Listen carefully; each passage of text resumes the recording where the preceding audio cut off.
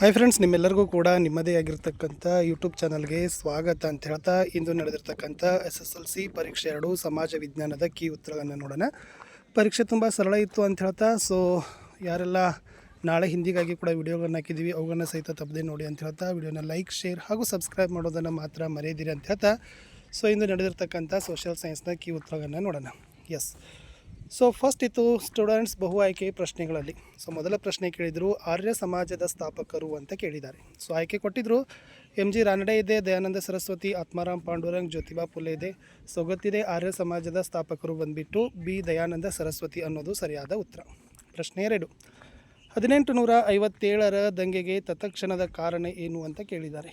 1857ರ ದಂಗೆಗೆ ತತ್ಕ್ಷಣದ ಕಾರಣ ಏನಪ್ಪ ಅಂತಂದ್ರೆ ಆಯ್ಕೆ ಡಿ, ರಾಯಲ್ ಎನ್ಫೀಲ್ಡ್ ಬಂದೂಕುಗಳ ಬಳಕೆಗೆ ನಿಷೇಧ ಅಂತಕ್ಕಂಥ ಆಯ್ಕೆ ಅಂತಕ್ಕಂಥದ್ದು ಸರಿಯಾದ ಉತ್ತರ ಬರ್ತದೆ. ಮುಂದಿನ ಪ್ರಶ್ನೆ 3, ಸಾರ್ವಜನಿಕ ಆಡಳಿತದ ಪಿತಾಮಹ ಯಾರು ಅಂತ ಕೇಳಿದ್ದಾರೆ. ಸಾರ್ವಜನಿಕ ಆಡಳಿತದ ಪಿತಾಮಹ ಅಂದರೆ ವುಡ್ರೋ ವಿಲ್ಸನ್. ಇಲ್ಲಿ ಕೊಟ್ಟಿರ್ತಕ್ಕಂಥ ಆಯ್ಕೆಗಳಲ್ಲಿ ವುಡ್ರೋ ವಿಲ್ಸನ್ನೇ ಸರಿಯಾದ ಉತ್ತರ ಇತ್ತು.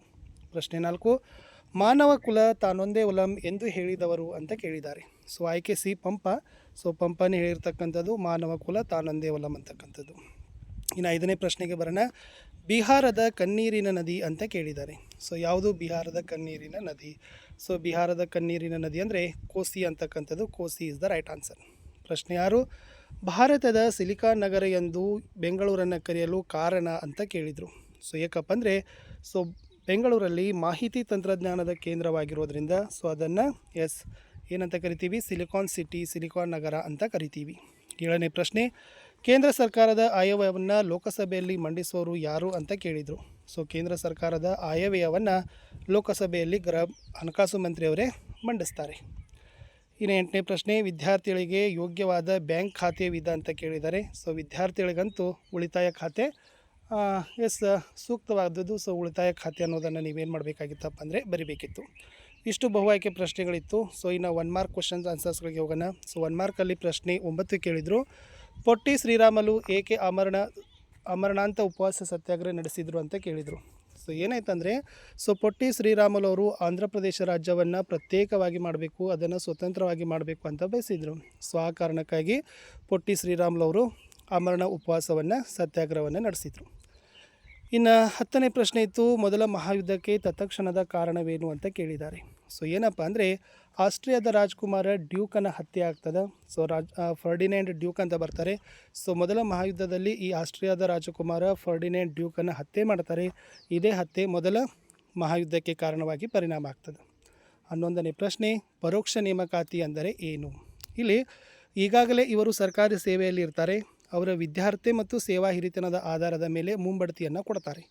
ಇದನ್ನೇ ಏನಂತ ಕರೀತಾರೆ? ಪರೋಕ್ಷ ನೇಮಕಾತಿ, ಇಂಡೈರೆಕ್ಟ್ ರಿಕ್ರೂಟ್ಮೆಂಟ್ ಅಂತ ಕರೀತಾರೆ. ಪ್ರಶ್ನೆ 12, ಚಿಪ್ಕೋ ಚಳವಳಿಯ ನೇತಾರರು ಯಾರು ಅಂತ ಕೇಳಿದ್ದಾರೆ. ಚಿಪ್ಕೋ ಚಳವಳಿಯ ನೇತಾರರು ಸುಂದರ್ಲಾಲ್ ಬಹುಗುಣ ಮತ್ತು ಚಂಡಿ ಪ್ರಸಾದ ಭಟ್ಟರು. ಇವರಿಬ್ಬರು ಕೂಡ ಏನು ಮಾಡ್ತಾರಪ್ಪ ಅಂತಂದರೆ ಚಿಪ್ಕೋ ಚಳವಳಿಯನ್ನು ಪ್ರಾರಂಭವನ್ನು ಮಾಡಿದರು. 13ನೇ ಪ್ರಶ್ನೆ, ಇಂಡಿಯಾ ಎಂಬ ಹೆಸರು ಹೇಗೆ ಬಂದಿದೆ ಅಂತ ಕೇಳಿದ್ದಾರೆ.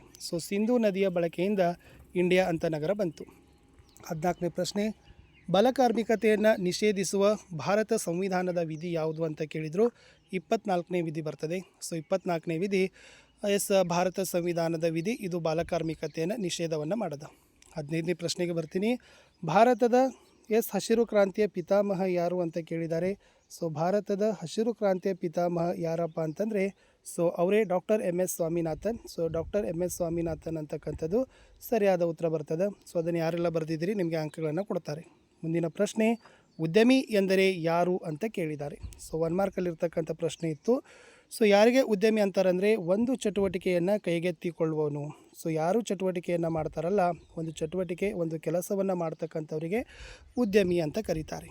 ಇನ್ನು 17ನೇ ಪ್ರಶ್ನೆ ಇತ್ತು, ಭಾರತದಲ್ಲಿ ಲಿಂಗತ್ವ ಅಲ್ಪಸಂಖ್ಯಾತರ ಹಕ್ಕುಗಳ ಸಂರಕ್ಷಣೆಗೆ ಅನೇಕ ಕ್ರಮಗಳನ್ನು ಕೈಗೊಳ್ಳಲಾಗಿದೆ, ಸಮರ್ಥಿಸಿರಿ.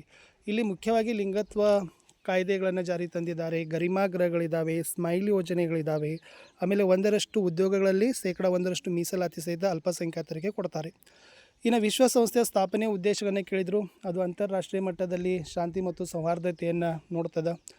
ಆಮೇಲೆ ಅಂತಾರಾಷ್ಟ್ರೀಯ ಮಟ್ಟದಲ್ಲಿ ಯುದ್ಧಗಳನ್ನು ತಡೆಗಟ್ತದೆ. ಆಮೇಲೆ ಆರ್ಥಿಕವಾಗಿ ಹಿಂದುಳಿದ ರಾಷ್ಟ್ರಗಳಿಗೆ ಸಹಾಯವನ್ನು ಸಹಿತ ವಿಶ್ವಸಂಸ್ಥೆ ಮಾಡ್ತದೆ ಅನ್ನೋದನ್ನು ಬರಿಬೇಕಿತ್ತು. ಇನ್ನು 18ರಲ್ಲಿ ಕೇಳಿದರು ಫ್ರೆಂಡ್ಸ್, ಭಾರತ ಅಸ್ಪೃಶ್ಯತೆಯ ನಿವಾರಣೆಗೆ ಕಾನೂನಾತ್ಮಕ ಕ್ರಮಗಳನ್ನು ಹೇಗೆ ಶ್ರಮಿಸುತ್ತಿದೆ. ಅದು ಸಂವಿಧಾನದ 24ನೇ ವಿಧಿಯಲ್ಲಿ ನಿಷೇಧ ಮಾಡಿದೆ. ಆಮೇಲೆ ಅಸ್ಪೃಶ್ಯತೆ ನಿವಾರಣೆಗಾಗಿ ಕೇಂದ್ರ ಮತ್ತು ರಾಜ್ಯ ಸರ್ಕಾರಗಳಿಗೆ ವಿಶೇಷ ಜವಾಬ್ದಾರಿ ಕೊಟ್ಟಿದೆ.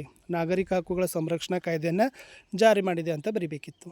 ಇನ್ನು ಅನಿಯಂತ್ರಿತ ದೊಂಬಿಗಳು ವಿನಾಶಕ್ಕೆ ಕಾರಣವಾಗಬಹುದು ಹೇಗೆ. ಹೌದು, ಅನಿಯಂತ್ರಿತ ದೊಂಬಿಗಳು ಏನಾಗ್ತಾವಪ್ಪ ಅಂದರೆ ವಿನಾಶ ಮಾಡ್ತಾವೆ. ಏಕೆಂದರೆ ಆಸ್ತಿ ಪಾಸ್ತಿ ನಾಶ ಆಗ್ತದೆ, ಜೀವಹಾನಿ ಆಗ್ತದೆ, ಮುಗ್ಧ ಜನರ ಮಾರಣ ಹೋಮ ಕೂಡ ಏನಾಗ್ತದಪ್ಪ ಅಂದ್ರೆ ಅನಿಯಂತ್ರಿತ ದೊಂಬಿಗಳಾಗ್ತವೆ. ಸೊ ಕಾನೂನನ್ನು ಕೈಗೆತ್ತಿಕೊಳ್ಳೋದ್ರಿಂದ ವಿಶೇಷವಾಗಿ ನೆಮ್ಮದಿ ಮತ್ತು ಶಾಂತಿಗೆ ಭಂಗವನ್ನು ತರ್ತಾರೆ. ಇನ್ನು 19ರಲ್ಲಿ ಭಾರತ ಒಕ್ಕೂಟಕ್ಕೆ ಹೈದರಾಬಾದ್ ಸಂಸ್ಥಾನದ ವಿಲೀನೀಕರಣ ಅವಶ್ಯಕವಾಗಿತ್ತು. ಏಕೆ. ಹಿಟ್ಲರ್ ಸರ್ವಾಧಿಕಾರಿಯಾಗಿದ್ದ ನಿರೂಪಿಸಿರಿ. ಇನ್ನು ನೈಋತ್ಯ ಮಾನ್ಸೂನ್ ಮಾರುತಗಳು ಭಾರತದ ವ್ಯವಸಾಯವನ್ನು ನಿಯಂತ್ರಿಸ್ತವೆ. ಏಕೆ.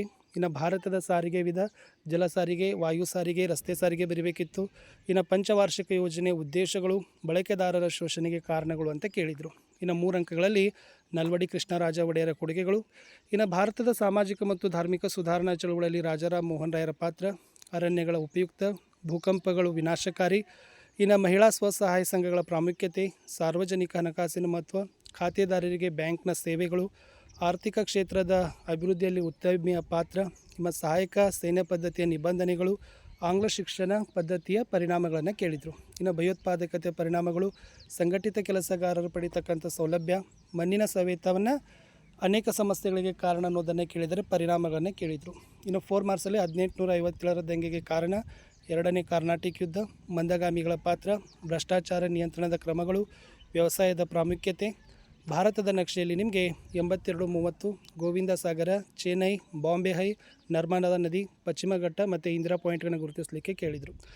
ಇಷ್ಟು ಸರಳವಾಗಿರ್ತಕ್ಕಂಥ ಪ್ರಶ್ನೆ ಪತ್ರಿಕೆ ಇತ್ತು ಅಂತ ಹೇಳ್ತಾ ಈ ವಿಡಿಯೋದಲ್ಲಿ ನಾನು 1 ಅಂಕದ ಪ್ರಶ್ನೆಗಳನ್ನು ಕೊಟ್ಟಿದ್ದೀನಿ. ಸೊ ಖಂಡಿತವಾಗಿ ಮುಂದಿನ ವಿಡಿಯೋದಲ್ಲಿ ಇನ್ನೂ ಹೆಚ್ಚಿನ ವಿಡಿಯೋಗಳನ್ನು ಕೊಡ್ತೀನಿ ಅಂತ ಹೇಳ್ತಾ ವಿಡಿಯೋನ ಲೈಕ್, ಶೇರ್ ಹಾಗೂ ಸಬ್ಸ್ಕ್ರೈಬ್ ಮಾಡೋದನ್ನು ಮಾತ್ರ ಮರೆಯದಿರಿ. ನಾಳಿನ ಎಕ್ಸಾಮ್ಗಾಗಿ ಆಲ್ರೆಡಿ ವಿಡಿಯೋಗಳನ್ನು ಕೊಟ್ಟಿದ್ದೀವಿ, ಅವುಗಳನ್ನು ಸಹಿತ ನೋಡಿ ಅಂತ ಹೇಳ್ತಾ ನಾನು ಸಿಗ್ತೀನಿ ಹೊಸ ವಿಡಿಯೋದಲ್ಲಿ. Have a nice day. Bye.